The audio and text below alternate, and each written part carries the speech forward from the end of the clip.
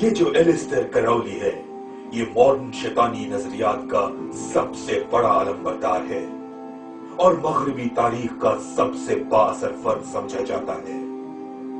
گزشتہ 2 عالمی جنگوں میں کراؤلی برطانوی اور امریکی خفیہ ایجنسیوں کے لیے جاسوسی کرتا تھا اور اس کی شہرت شیطانی نظریات اور غیر اخلاقی لائف سٹائل کی وجہ سے زیادہ رہی۔ اسے عالمی میڈیا نے دنیا کا بدترین ذہن رکھنے والا شخص قرار دیا۔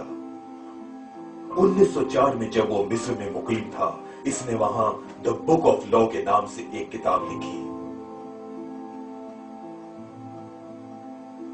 کراؤلی نے یہ دعویٰ کیا ہے کہ جب اس نے یہ کتاب لکھی اس وقت اس کے جسم پر لیم نامی بدروح غالب تھی۔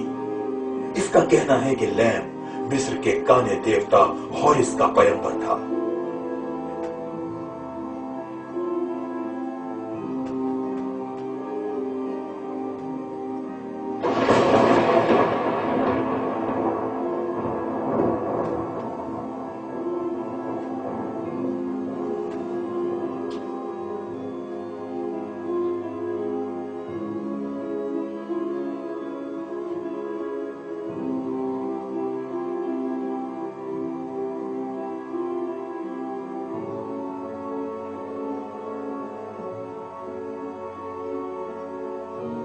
کراؤلی نے اس زمانے میں ہٹلر سے بھی خفیہ میٹنگ کی تھی۔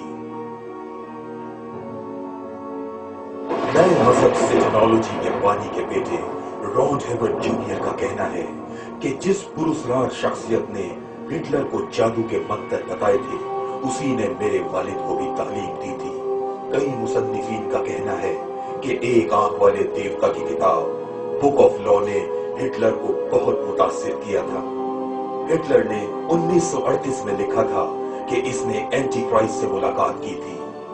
وہ بہت ظالم اور گستاخ تھا جس سے مجھے بھی خوف محسوس ہو رہا تھا۔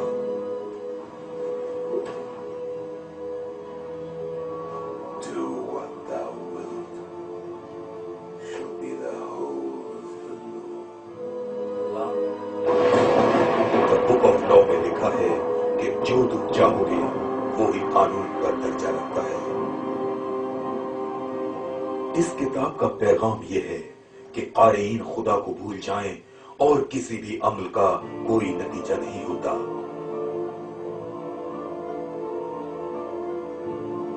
اس کا مطلب یہ ہے کہ آپ جو مرضی آئے کریں، اس کی فکر مت کریں کہ کوئی انجام ہوگا یا نہیں۔ اس دنیا میں ہی لطف اٹھا لو، موت کے بعد کچھ نہیں۔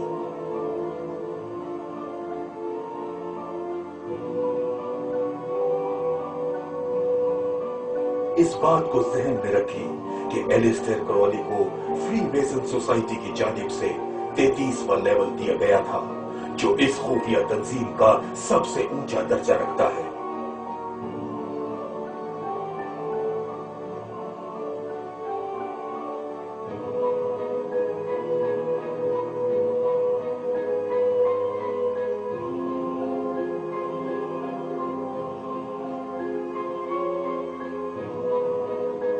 شیطان کا چرچ اینٹن لیوے نامی یہودی نے قائم کیا تھا۔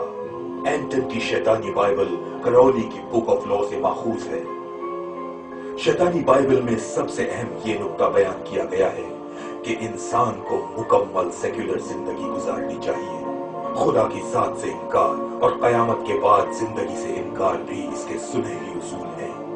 اس طرح شیطان کا پیروکار اپنی پوری زندگی دنیاوی لذتوں کے اصول میں صرف کر دیتا ہے اور سمجھتا ہے کہ اس زندگی کے بعد کوئی زندگی نہیں۔ ہزاروں سال سے مختلف مذاہب لوگوں کو ہدایت دے رہے ہیں کہ یہ کرو اور یہ نہ کرو۔ سب کچھ ایک خاص شخص کے اشارے پر ہوتا رہا ہے۔ ہم شیطان کے پیروکار ہیں، لیکن ہم بھی یہ محسوس کرتے ہیں کہ جو شخص خود اچھا ہے وہی دوسروں کے لیے اچھائی کا سوچ سکتا ہے۔ اس حوالے سے ہماری سوچ یہ ہے کہ سب سے بڑا گناہ اپنے آپ کو دھوکہ دینا ہے۔ ہمارا مذہب بہت خود غرضانہ ہے۔ ہم لالچ، خود غرضی اور نفسانی خواہشات کو درست سمجھتے ہیں کیونکہ یہی انسانی فطرت ہے۔ ہم نے ایک کام کیا ہے کہ ہم نے روایت کو الٹا چلا دیا۔ ہم نے لوگوں میں ہچکچاہٹ ختم کرنے کی کوشش کی ہے۔ میں کسی بھی جنسی خواہش کو پورا کر سکتا ہوں اور اس طرح کی حرکت کرنے میں شرمندہ نہیں ہوتا، اور نہ ہی مجھے اس بات کا خوف ہے کہ جرگہ یا اخلاقی کونسل میرے خلاف کیس کرے۔ ہم یہ چاہتے ہیں کہ انسانوں کو اپنی پسند کا ہر کام کرنے کی آزادی ہونی چاہیے۔ اگر کوئی لڑکی اسقاط حمل کرانا چاہتی ہے تو اس میں کسی قسم کی رکاوٹ نہیں ہونی چاہیے۔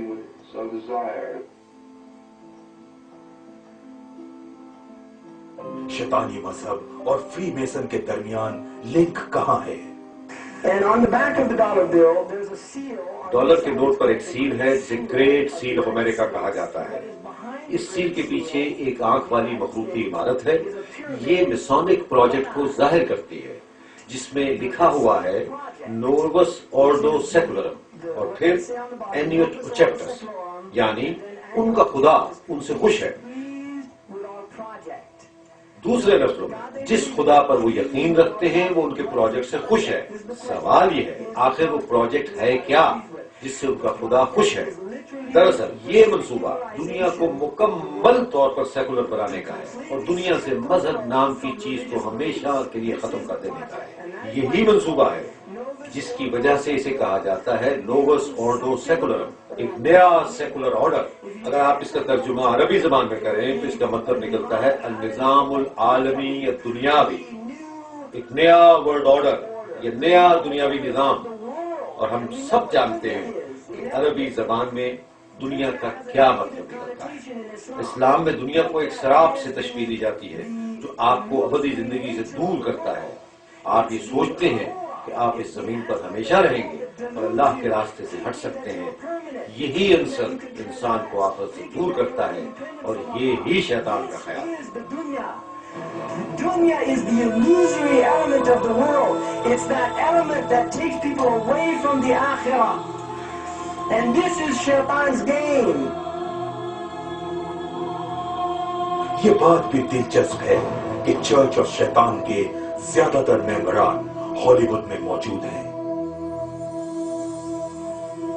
شیطان کے چرچ میں سب سے اہم امیج بکرے کے سر والے دیوتا بیفومیٹ کی ہے۔ بیفومیٹ کی بدروح کو شیطان کے سینگوں والے ٹورن سے اجاگر کیا جاتا ہے۔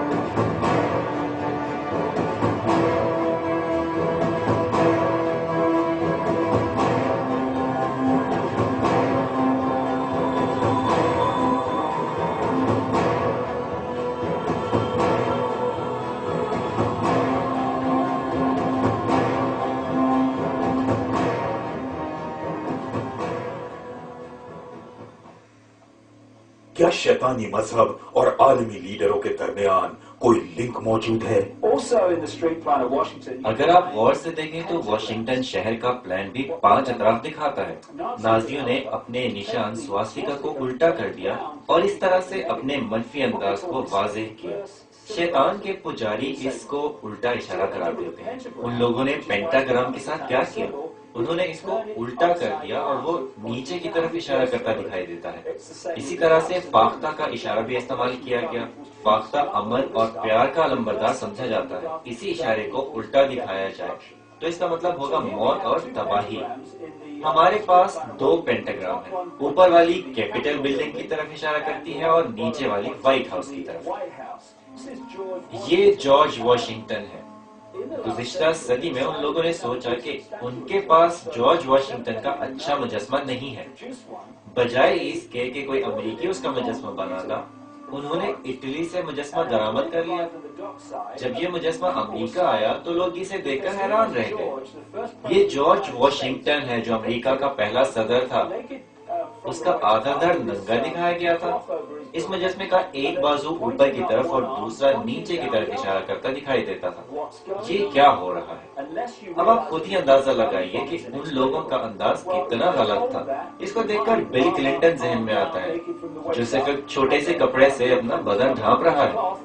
در حقیقت یہ زمانہ قدیم کا منفی فورس کا اشارہ ہے جس کی پرانے ٹیمپلرز پوجا کرتے تھے۔ اعلیٰ نسب کے ٹیمپلرز اس کی پوجا کرتے تھے۔